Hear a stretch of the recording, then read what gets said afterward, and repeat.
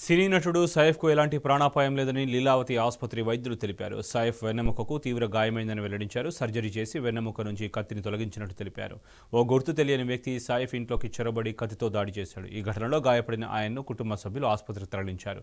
ప్రస్తుతం ఆయనకు ముంబైలోని లీలావతి ఆసుపత్రిలో చికిత్స పొందుతున్నారు. సైఫ్కు చికిత్స చేసిన అనంతరం వైద్యులు హెల్త్ బులెటిన్ విడుదల చేశారు.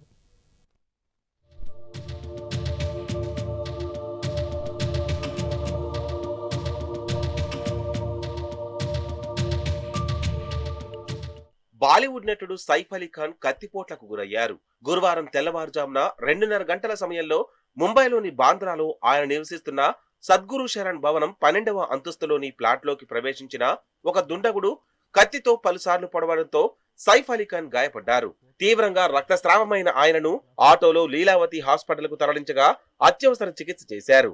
54 ఏళ్ల సైఫ్ కు ప్రాణాపాయం తప్పిందని లీలావతి హాస్పిటల్ డాక్టర్లు తెలిపారు. సైఫ్ అలీ ఖాన్ కు మొత్తం 6 గాయాలయ్యాయని, అందులో 2 చిన్నవి, 2 మధ్యస్థమైనవి చెప్పారు. ఒక గాయం వెన్నెముకకు దగ్గరలో ఏర్పడిందన్నారు. వెన్నెముక దగ్గర ఇరుక్కుపైన 2.5 అంగుళాల కత్తి ముక్కను తొలగించామని తెలిపారు.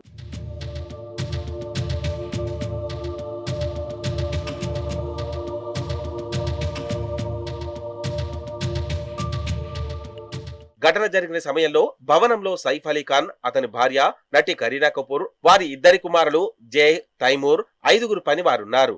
జేహ్, తైమూర్ గదిలో ఉన్న జేహ్ కర్టేకర్ నర్స్ అయిన ఎలియామా ఫిలిప్ తొలుత దుండగుని గుర్తించి అడ్డుకుంది. నిందితుడి చేతిలో కర్రతో పాటు హ్యాక్సా బ్లేడ్ ఉందని, వాటితో తనను గాయపరిచారని, అరవద్దని హెచ్చరించాడని వెల్లడించింది. తనకు ₹1 కోటి ఇవ్వాలంటూ డిమాండ్ చేశాడని తెలిపింది. ఈ గొడవకు సైఫ్, కరీనాలు లేచి అక్కడికి రాగా సైఫ్ పై ఆ వ్యక్తి దాడి చేశారని తెలిపింది. ఇంతలో పనివారొకరు రావడంతో దుండగుడు పారిపోయాడని పేర్కొంది. సైఫ్ గాయపడిన విషయాన్ని 8వ అంతస్తులో నివసిస్తున్న అతని మొదటి భార్య పెద్ద కుమారుడు ఇబ్రహీం అలీఖాన్, కుమార్తె సాలా అలీఖాన్ కు పనివారు తెలపడంతో వారు తండ్రిని కిందకు తీసుకొచ్చారు. డ్రైవర్ అందుబాటులో లేకపోవడం, వారికి ఎలక్ట్రిక్ వాహనం ఎలా ఆపరేట్ చేయాలో తెలియక ఆటోలో లీలావతి దవాఖానకు తరలించారు. దాడి ఘటనపై పోలీసులు కేసు నమోదు చేశారు. నిందితుడు సైఫ్ ఇంట్లో దోపిడీ కోసం ఫైర్ ఎగ్జిట్ మెట్ల మార్గం ద్వారా లోపలికి వచ్చాడని, అంతకుముందు అతను కొన్ని గంటల ముందు అక్కడే నక్కి ఉన్నాడని ముంబై పోలీస్ డీసీపీ గిడెం దీక్షిత్ తెలిపారు. సైఫ్ ఇంటి నుంచి 3 వ్యక్తులను విచారణ నిమిత్తం పోలీస్ స్టేషన్ కు తరలించినట్లు పోలీసులు తెలిపారు. వీరిలో దాడిలో గాయపడిన ఇంటి పని మనిషి కూడా ఉంది.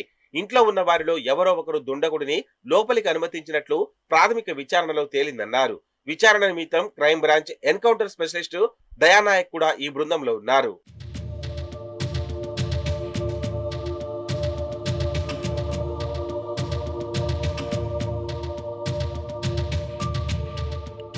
వాణిజ్య రాజధాని ముంబైలో సెలబ్రిటీలకు సైతం రక్షణ కరువైందని మహారాష్ట్ర విపక్ష నేతలు విమర్శించారు.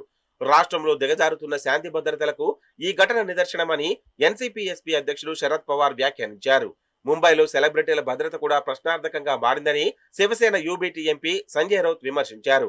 కాగా ముంబైను సురక్షిత నగరంగా ఉంచడానికి తమ ప్రభుత్వం అన్ని చర్యలు తీసుకుంటుందని మహారాష్ట్ర ముఖ్యమంత్రి దేవేంద్ర ఫడ్నవీస్ పేర్కొన్నారు. చిరంజీవి, జూనియర్ ఎన్టీఆర్ దిగ్భ్రాంతి వ్యక్తం చేశారు. దుండగుడు దాడి చేసిన ఘటన తీవ్రంగా కలిచివేసిందని, ఆయన త్వరగా కోలుకోవాలని ప్రార్థిస్తున్నట్లు మెగాస్టార్ చిరంజీవి పేర్కొన్నారు. ఇటీవల దేవర చిత్రంలో తనతో నటించిన సైఫ్ అలీ ఖాన్ పై హత్యాయత్నం జరగడంపై జూనియర్ ఎన్టీఆర్ తీవ్ర దిగ్భ్రాంతి వ్యక్తం చేశారు.